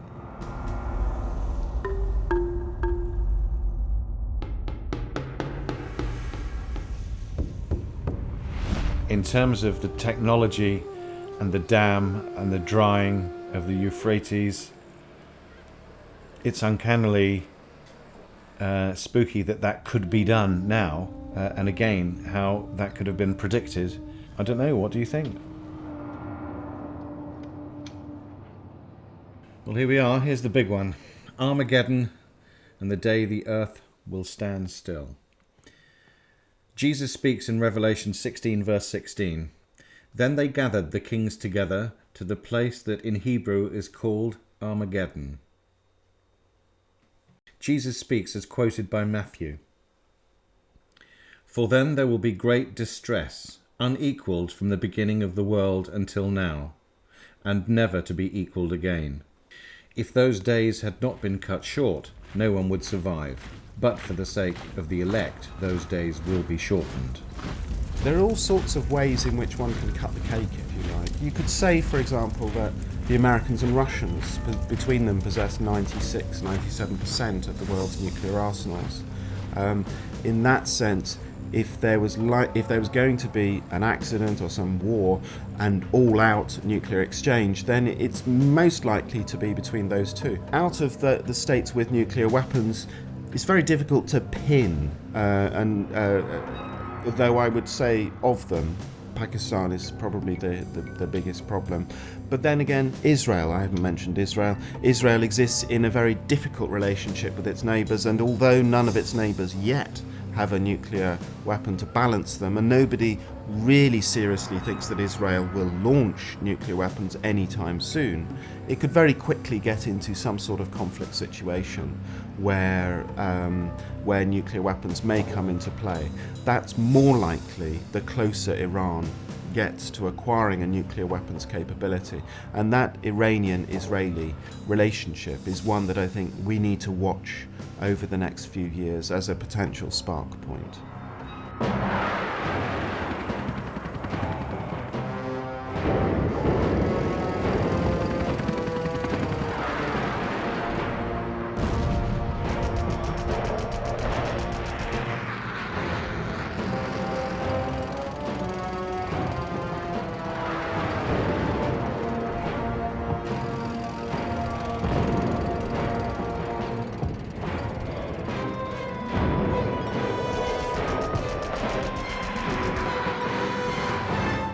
Jeremiah 25, verse 33. At that time, those slain by the Lord will be everywhere, from one end of the earth to the other. They will not be mourned, or gathered up, or buried, but will be like refuse lying on the ground. I have the vision in my head of millions of slain bodies lying around, whether it's as a result of some massive device, megaton bomb, nuclear bomb. But from what this is saying, it is talking about the whole globe. It's utterly frightening and sadly possible. If nuclear weapons were used, either in the Middle East or I would say in the India-Pakistan relationship, you would, or if you had a nuclear weapon explode in London or New York or Paris or any city in the world, it would be a game changer. You know, September the 11th multiplied 100. And the reason for that is because people would recognise the vulnerability of modern society. You would get a significant immediate reduction in the confidence of urban living. You know, you would get a change in the way people related to each other on the international scene. And then you'd have two significant options. You'd have, we all need nuclear weapons to defend ourselves option, business as usual, but actually everybody engaging, and a distinct deterioration of security, and then a sort of Mad Max scenario. Or you could get a recognition that actually the problem, the threat from nuclear weapons is the nuclear weapons themselves, and we need to triple or multiply our efforts to get rid of them once and for all. And I know that's an optimistic scenario. You know, nuclear weapons are used and then everyone wakes up to their senses. But we will face that choice. Well, that certainly put a very harrowing image in my head. I don't know about you. We've all seen the same thing. First of all, we've got to accept whether or not what we've seen is going to come to pass in the future, in the not too distant future from the looks of things. I think there are only two conclusions that you can make. One is that it's all rubbish. It's not true and it's not going to happen, and therefore we have nothing to worry about. We might as well go off and say, well, that was quite entertaining, and have a good rest of your lives, which is fine. The other is that you accept that this is the future, and then you have to work out how you're going to deal with it and what you're going to do about it. And that, to me, is the hardest.